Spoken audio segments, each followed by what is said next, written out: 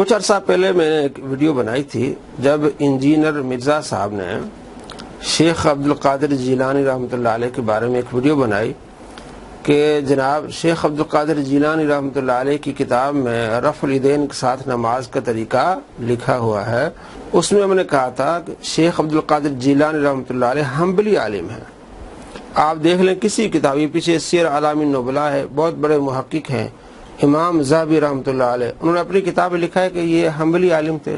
آپ گوگل پہ سرچ کریں آپ کو ملے گا کہ یہ ایک حنبلی عالم تھے، یعنی امام احمد بن حنبل رحمۃ اللہ علیہ کی وہ تقلید کرتے تھے. اور ان کی جو کتاب ہے غنیۃ طالب اس میں بار بار یہ کہتے ہیں کہ ہمارے امام احمد بن حنبل یہ کہتے ہیں اور امام اعظم یہ کہتے ہیں. بار بار اس کے کیا کرتے ہیں، ذکر کرتے ہیں کہ امام اعظم یہ کہتے ہیں، امام شافعی یہ کہتے ہیں اور ہمارے امام یہ کہتے ہیں. وہ زبان کال سے کہہ رہے ہیں کہ میرے امام کون ہے، امام احمد بن حنبل. تو امام احمد بن حنبل کے مقلد تھے، تو ہم نے یہ جواب دیا تھا کہ امام احمد بن حنبل رحمۃ اللہ علیہ مجتہد تھے، امام شافعی رحمۃ اللہ علیہ مجتہد تھے. انہوں نے جو نماز کا طریقہ سمجھا اور آگے لکھا، آپ علیہ السلام کو فرمانے مجتہد اگر صحیح فیصلے پر پہنچ جائے تو اسے 2 اجر ملیں گے، اگر اسے خطا بھی ہو جائے اسے 1 اجر ملے گا. تو وہ مجتہد تھے، انہوں نے یہ سمجھا کہ رفع الیدین کیا جائے، وہ کرتے تھے، انہیں 1 اجر ضرور ملے گا، ان کا نماز کا طریقہ بھی صحیح ہوگا. اور جو ان کی اس اجتہاد پر اور ان کی اس فقہ پر چلے گا اسے بھی 1 اجر ملے گا. اسی طرح شیخ عبد القادر جیلانی رحمۃ اللہ علیہ ان کی فقہ پر چلتے تھے، ان کا نماز کا طریقہ بھی ٹھیک ہے. اور یہیں سے ایک میں آپ کو بات بتاؤں کہ اکثر وہابی کہتے ہیں بھئی آپ 11ویں والے پیر کو جو مانتے ہیں تو ان کی نماز کا طریقہ جو ہے وہ آپ کیوں نہیں لیتے ہیں. تو پہلا سوال تو انہی سے ہے، بھئی آپ شیخ عبد القادر جیلانی رحمۃ اللہ علیہ کی جو بات ہم سے کہتے ہیں پہلے آپ مانتے ہیں؟ آپ تو کہتے ہیں وہ ہماری طرح نماز پڑھتے تھے. آپ نماز کے اسی چیپٹر میں وہ کیا لکھتے ہیں، کہتے ہیں آؤ میں تمہیں اب نماز کی مستحبات بتاتا ہوں. وہ رفع الیدین کو مستحب سمجھ رہے ہیں. پہلی بات، وہ رفع الیدین کو کیا سمجھ رہے ہیں، مستحب کا معنی کہ کریں تو ثواب، نہ کریں تو گناہ نہیں. اور انہوں نے اسی لائن کے نیچے لکھا ہوا ہے کہ آپ نے ہاتھ تحت السرہ، ناف کے نیچے باندھنا ہے. بتاؤ جی وہابی صاحب، آپ ناف کے نیچے باندھتے ہیں؟ اور اسی کتاب میں فرماتے ہیں کہ قبر پر اذان دی جائے. اسی کتاب میں فرماتے ہیں کہ آپ صلی اللہ تعالیٰ علیہ وآلہ وسلم کا وسیلہ لیا جائے. اسی کتاب میں ایسی بہت ساری باتیں آپ نے لکھی ہے جو وہابی نہیں مانتے. تو میٹھا میٹھا ہپ ہپ اور کڑوا کڑوا تو آپ نے صرف رفع الیدین کو لیا ہے. اسی میں انہوں نے پہلے شروع میں لکھا ہے کہ وضو کے 10 فرائض ہیں. آپ مانتے ہیں وضو کے 10 فرائض؟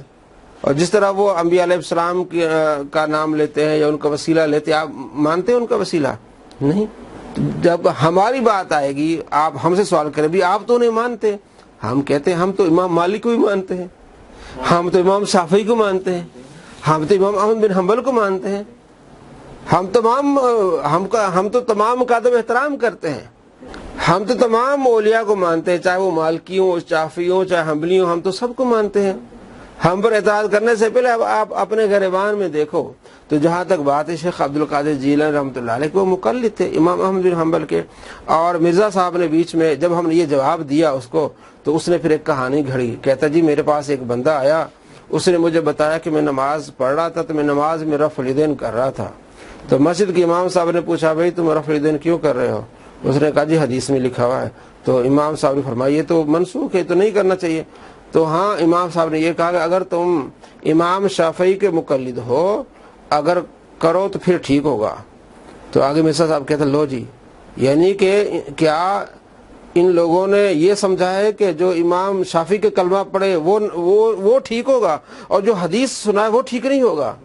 یعنی اس طرح الٹی بات کہ امام شافعی رحمۃ اللہ علیہ کا کلمہ. ہماری تحقیق کیا ہے؟ ہمارا کہنا یہ ہے کہ امام شافعی رحمۃ اللہ علیہ مجتہد تھے، اور مجتہد کے بارے میں یہ ہے کہ اگر اسے خطا بھی ہو جائے اسے 1 اجر ضرور ملے گا، اس کی نماز بھی ٹھیک ہوگی.